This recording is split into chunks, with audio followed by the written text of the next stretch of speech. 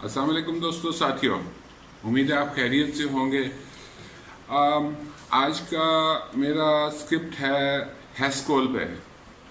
बहुत लोग फंसे हुए हैं, बहुत लोग फंसे हुए हैं, हैरान कौन है इतना ऊपर जाने वाला स्क्रिप्ट। 300 350 360 भी इसने शो किया हुआ।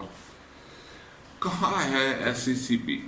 इतने दफ्तर बने हुए हैं, इतने एम्प्लॉयज हैं, सब मजे कर रहे हैं, सबकी तनख्वाहें लगी हुई हैं, सब सिफारशी घुसे हुए हैं, कोई इनमें से नहीं है, कोई किसी को पब्लिक के मफाद की कोई फिक्र नहीं है। एनसीसीपीएल का पूरा महकमा है, बना हुआ है, सब कुछ उनके पास होने के बावजूद वो कुछ नहीं कर रहे।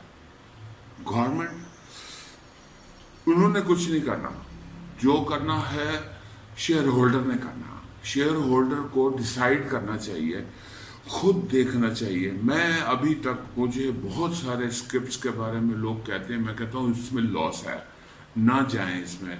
लेकिन लोगों को, और लोग कहते हैं कि ये ले लो, ये बाद में अच्छा हो जाएगा। भाई बाद में अच्छा होने की वजह से ही तो उसमें और नए लोगों को डाला जाता है ताकि नए लोग कुर्बानी का बकरा बन जाएं, और जो पहले गलती से घुसे बैठे हैं वो निकल सकें।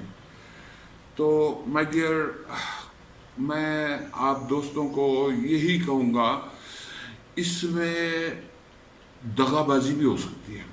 दगाबाजी मैं फॉर श्योर नहीं कह सकता, क्योंकि मुझे सब हालात का मालूम नहीं है। मुझे एक आम इन्वेस्टर से इंफॉर्मेशन तो ज़्यादा है, ये मैं एग्री करता हूँ कि मेरे पास बहुत सारे सोर्सेज से इंफॉर्मेशन आती है। लेकिन अंदर खाते की बात, दगाबाजी जो मैं लफ्ज़ बोल रहा हूँ ना, मैं 100% इसमें भी एग्री करता हूँ। डिफ़ॉल्ट काउंटर पे होने के बावजूद, उसके बावजूद इस सारी पब्लिसिटी, इस तमाम शोर शराबा होने के बावजूद कोई मालूम नहीं है कि यकदम जब लोग परसेंटेज ऑफ शेयर होल्डर्स इसमें से निकल जाएंगे, और जो इसमें इन्वेस्टर बैठा है जिसकी नीयत क्या है वो किसी को मालूम नहीं। और ऐसे भी हो सकता है कि ये दगाबाजी महीने तक रिजॉल्व हो जाए और बैंकों को लोन पे हो जाए और डिफॉल्ट काउंटर से निकल जाए, और ये 7 रुपए 6 रुपए पे लोगों को ले गए दुड़कम भागा भागा फिरे, और फिर लोग फिर दोबारा बाय कर रहे हो। ये भी हो सकता है। मैं फॉर श्योर कुछ नहीं कह सकता, लेकिन मुझे ये मालूम है कि इसमें बहुत ज़्यादा लोग मौजूद हैं। एवरेज के पास 20-22 के पास सबकी बाइंग है, अक्सरियत के पास 22 रुपए के पास बाइंग है, और जो 150-200 वाले हैं वो अक्सर मायूस होकर बेच चुके हैं। तो मैं आपको इसका आइडिया देना चाहता हूँ कि मैं क्यों अर्निंग पर शेयर को अहमियत देता हूँ। अगर मुझे कहीं किसी शेयर में लॉस के बाद रिकवरी नज़र आए तो मैं उसमें रेकमेंड करता हूँ। मैं किसी शेयर में अगर 3 साल 2 साल से मंदी है तो मैं उसको रेकमेंड करने को तैयार नहीं हूँ। आप अपनी मर्जी से जो लेंगे, मैं ब्लेम गेम में भी नहीं जाना चाहता। आपको ये एग्जाम्पलीफाई कर रहा हूँ कि इन लोगों ने गेम कैसे प्ले की। दब बोनस शेयर दिए, 11% बोनस शेयर 2014 में दिए, 20% बोनस शेयर 2015 में दिए, तकरीबन 7 रुपये डिविडेंड दिया 2016 में। 2017 में राइट शेयर दिए 20%, और 155 रुपए के ऊपर राइट शेयर इशू हुआ है। मैं उस सोच के हैरान हूँ कि उस लोगों पे जिन्होंने 155 जमा 15-20 रुपए 170 में जिन्होंने बाई किया होगा, अगर वो भी अभी मौजूद हैं और वो 8 रुपए का रेट देखते होंगे तो उनके दिल पर क्या गुजरती होगी।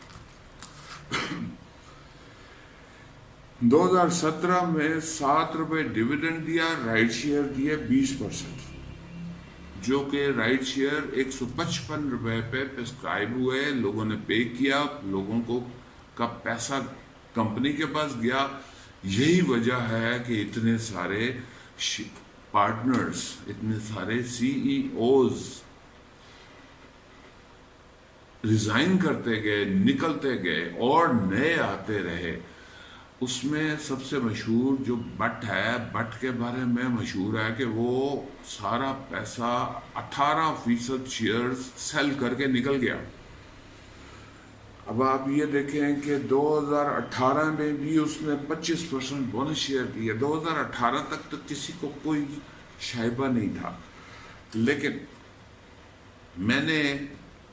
मुझे याद है, या मेरे दोस्त ने भी कल कॉल की, उसने मुझे कॉल करके बताया कि मुझे आपने 2019 के शुरू में कहा था कि भाई तेरे पास हैस्कॉल है। मैंने कहा, मेरा दोस्त कहता है कि हाँ जी मेरे पास है। मैंने कहा कितना लिया हुआ है? कहता मेरे पास 15-20 हज़ार है। मैंने कहा उसने लॉस शो किया है 56 रुपए का।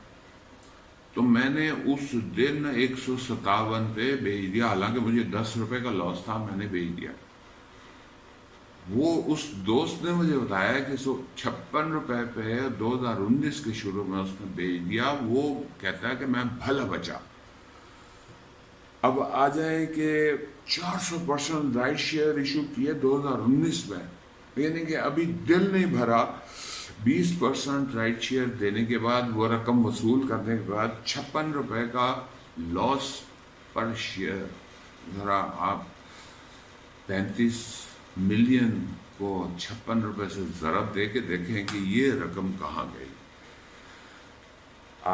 मुझे अभी तक कोई रिकवरी नज़र नहीं आती। 56 रुपए से 70 रुपए पे और लॉस पर शेयर गया, 70 से 130 रुपए लॉस पर शेयर।